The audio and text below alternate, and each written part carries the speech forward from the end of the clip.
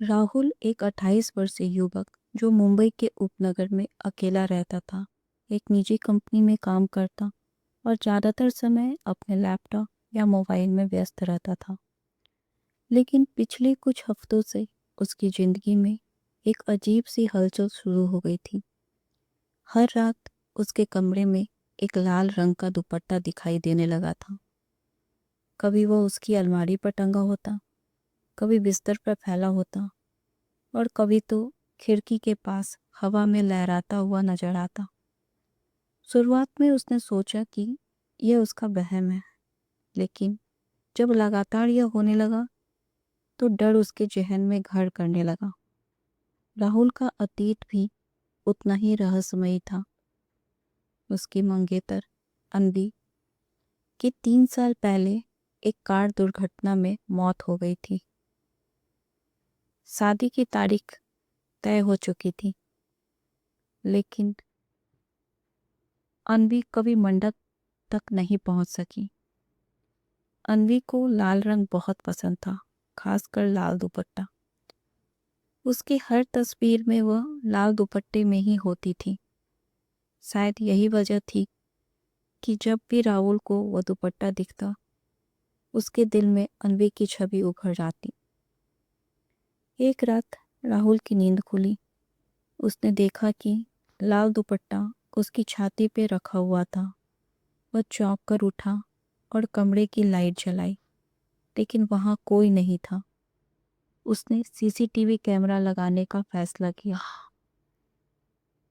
Camera लगाने के बाद अगले दिन उसने रिकॉर्डिंग देखी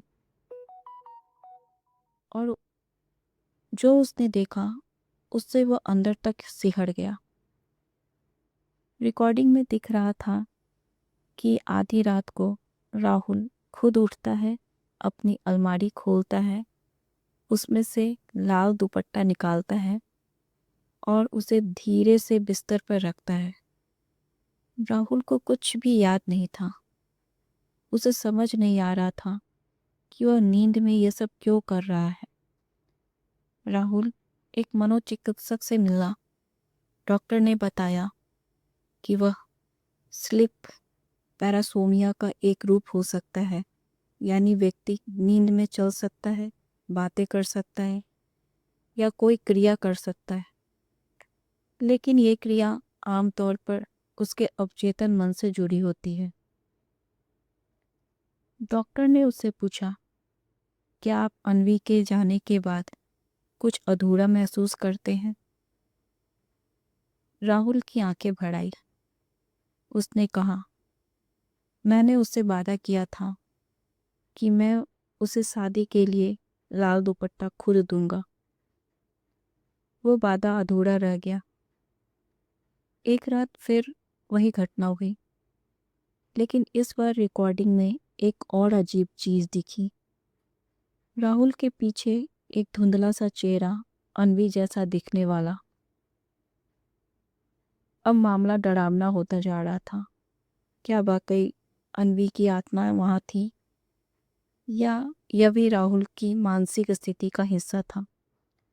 राहुल ने अब खुद अपने बचपन के दोस्त कबीर को बुलाया, जो एक डॉक्यूमेंट्री फिल्म मेकर था और पैरानॉर्मल चीज़ों में रुचि रखता था।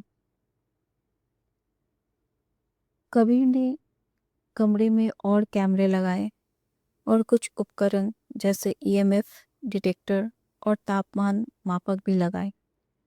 कुछ दिनों तक कुछ नहीं हुआ, लेकिन एक रात डिवाइस में उच्च ईएमएफ संकेत दिए और तापमान अचानक गिर गया। साथ ही कैमरे में एक और छाया दिखी जो दुपट्टा छू रही थी। राहुल को अनवी की छोटी बहन रिया की याद आई। उसने उसे फ़ोन किया और सब कुछ बताया। रिया तुरंत मिलने आई। उसने बताया, अनवी की मौत के बाद मम्मी पापा ने उसके सारे सामान जला दिए, लेकिन एक दुपट्टा मैंने छुपा लिया था, वो लाल वाला। शायद वही अब तुम्हारे पास है। राहुल हैरान रह गया। उसने अलमारी खोली और वही दुपट्टा दिखाया। रिया ने उसकी ओर देखते हुए कहा, तुम्हारे अवचेतन मन ने अनवी से किया वादा पूरा करने की कोशिश की, पर शायद अनवी की आत्मा भी तुम्हारे साथ उस पल को जीना चाहती थी। राहुल और रिया ने मिलकर एक मंदिर में पूजा रखी।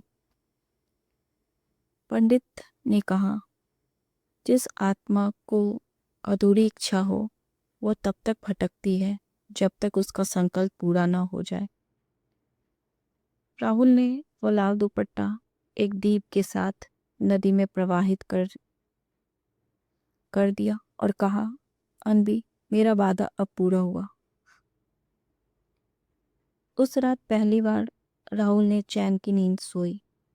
कोई दुपट्टा नहीं, कोई छाया नहीं, बस एक सुकून था।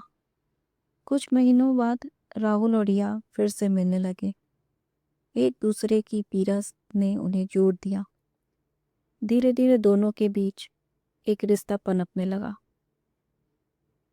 एक दिन रिया ने राहुल को एक नया लाल मफलर भेंट किया। अब ये नई शुरुआत का प्रतीक है। राहुल ने मफलर को अपने कमरे में अलमारी के अंदर रखा और इस बार डर के लिए नहीं, बल्कि प्यार और याद के लिए। धन्यवाद।